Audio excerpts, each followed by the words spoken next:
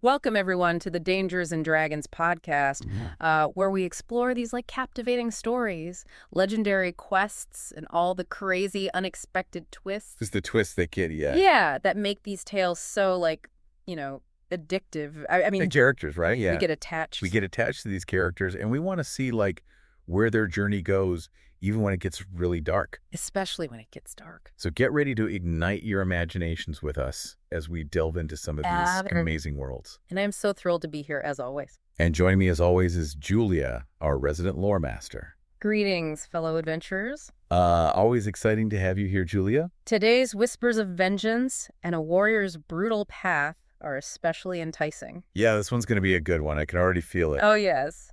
Let's see where this dark road leads us. Absolutely, Julia.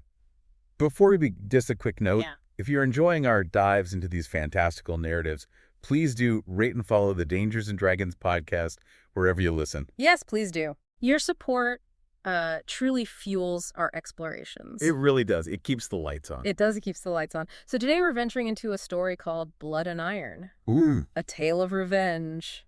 I love a good revenge story. Oh, yeah. Who doesn't? Don't we all? But this one takes a particularly grim turn. Ah, yes. Those stories where the line between hero and villain becomes blurred. Yes. Always so fascinating and unsettling. It's like you're rooting for them, but you're also like, You're like, I don't know if I should be rooting for you. Yeah. But you kind of are. Yeah, like I want you to succeed, but I don't want you to do it this way. Exactly. Yeah. So at the heart of Blood and Iron is a warrior who's driven by the Emperor's just profound cruelty. And we're not talking about some distant injustice. This is personal. The story tells us that the Emperor's name tasted like ash in the warrior's mouth. Wow. Can you imagine that? Like a constant bitter reminder of what was lost? It speaks to a trauma that just permeates their entire being. Absolutely. And this quest for vengeance is ignited by devastating personal losses, the destruction of their father's farm reduced to nothing but ashes. And the silencing of their sister's laughter within the Emperor's opulent palace. Yeah, it's a powerful starting point. It sets up that classic archetype of the wronged hero seeking retribution. Oh, absolutely. Yeah. Those tangible, relatable tragedies just fuel that initial desire for revenge. Yeah, you kind of get it. You know what I mean? Totally. But as we go deeper, it becomes clear that this isn't like your typical straightforward good versus evil story. No, not at all. The central tension isn't just about whether the warrior will succeed in their quest, but about the brutal transformation they undergo in the process. Yeah. The line between avenger and monster becomes disturbingly unclear. It's one of my favorite tropes to see play out. Oh yeah, for sure. Yeah. So let's unpack what ignites this dark journey. What are the key elements that set this relentless pursuit of vengeance in motion? Well, it unequivocally begins with the Emperor's cruelty. That taste of ash metaphor we talked about. It's not just evocative language. It's a symbol of that lingering trauma. The all-consuming nature of the injustice. Precisely. And let's not forget about those scars on the warrior's body. Oh yeah, those scars. Not just physical wounds. They're like syllables in this narrative of loss. Each one tells a part of the story of the Emperor's tyranny, constantly fueling that desire for revenge. It's a physical manifestation of the pain. Yes, it's a very visceral connection between past suffering and present motivation. And the warrior's own perspective on this is super stark. They say, vengeance wasn't a choice, it was the pulse in my veins. Ooh, chills. Yeah, it's powerful. It frames revenge not as a rational decision, but as an intrinsic, almost biological imperative. Yeah, it's like breathing. Exactly. It's a fundamental drive. And that makes the warrior's methods even more unsettling, because this isn't your typical hero embarking on a noble quest. Definitely not. Paint us a picture of this avenger. What kind of figure are they? Okay, so picture this. Not the shining knight you might expect, but someone with a blunt sword and scavenged armor. Yeah, they're making do. Right. They're resourceful, scrappy. They're gritty. Yes, gritty is a good word. Yeah. And the story describes them as a wildfire given crude form. Ooh, I like that. I know, right? He conveys this immense, untamed power, but without finesse or control. There's no subtlety here. None whatsoever. So we know their methods are brutal. Ambushes, burning villages, not exactly the actions of a righteous hero seeking justice. It really highlights how that primal urge for vengeance can corrupt even the purest of intentions. The focus shifts from justice to inflicting pain and destruction. And what's interesting is this brutality earns them a particular title. The Reckoner. Ooh. And it's the fear that name inspires that's really significant. Yeah, not hope or admiration. It's straight up fear. Fear is a weapon. Exactly. How do they use it? Brilliantly. The empire is expecting organized rebellion, right? Armies marching against them. Right, the traditional signs of uprising. Instead, they get this single, relentless force. A one-man army. Leaving a trail of terror in their wake. Each slaughtered patrol, each burning village, it's not just a tactical strike, it's psychological warfare. Undermining the entire empire. Crumbling it from within. So into this grim picture steps a reluctant ally. The blacksmith. Not your typical freedom fighter. He's got different motivations. He's just tired. Tired of the emperor's rule, tired of the taxes, tired of losing his sons to the imperial legions. He doesn't see the warrior as his savior. No, he sees a tool. A means to an end. A way to disrupt the status quo. Even if that change comes through violence. Exactly. And there's this really powerful symbolism in the sound of his hammer. It's more than just work.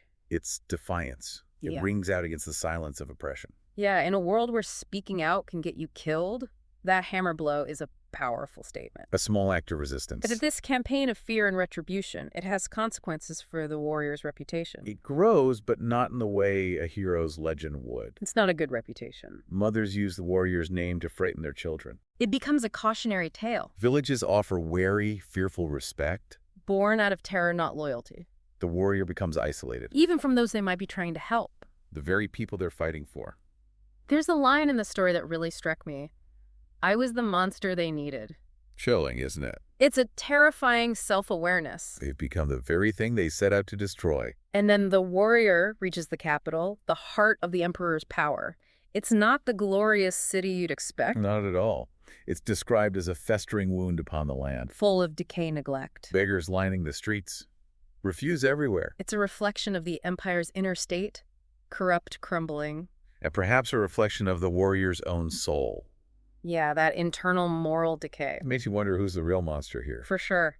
And amidst this decay, the warrior's rage starts to transform. It's tempered by a chilling realization. Victory tastes no sweeter than the ashes of conquest. That anticipated satisfaction is replaced by a hollow understanding of the true cost.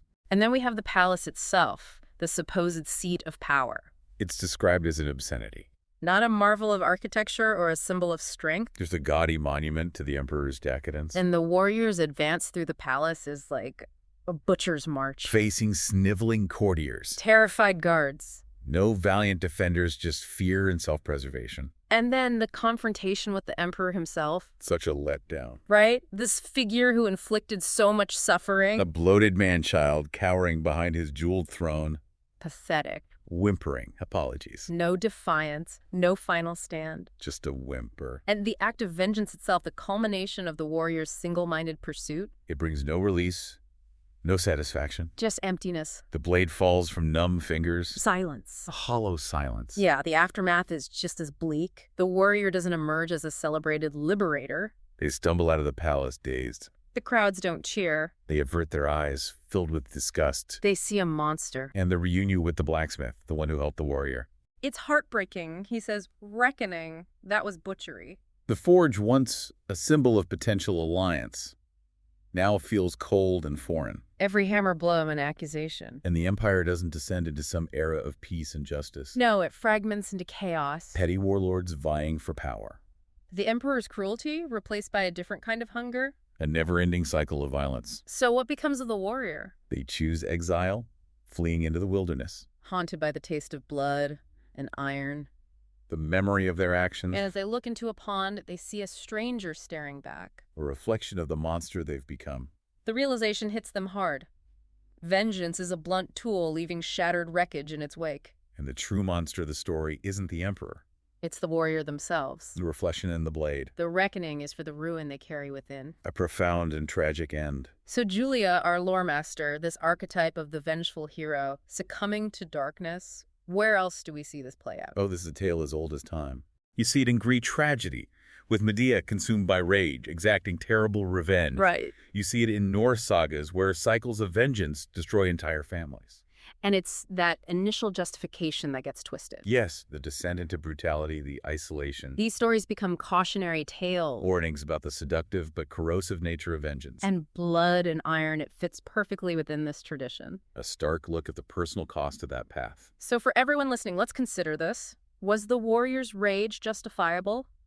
even if it led to greater darkness? Can true justice ever be achieved through vengeance? Or does it inevitably consume the seeker? And what monster do we risk becoming when we let our emotions dictate our actions? Powerful questions to ponder. Indeed. Thank you for joining us on this exploration here at the Dangers and Dragons podcast. Always a pleasure. We hope this dive into blood and iron has ignited your imagination. Even if it's a little darker than usual. And remember, even the grimmest tales can offer valuable insights. Absolutely. Don't forget to rate, follow, and share the Dangers and Dragons podcast. Help us keep the stories coming. Join us next time for another plunge into the fantastical. Until then, happy adventuring. See you all next time.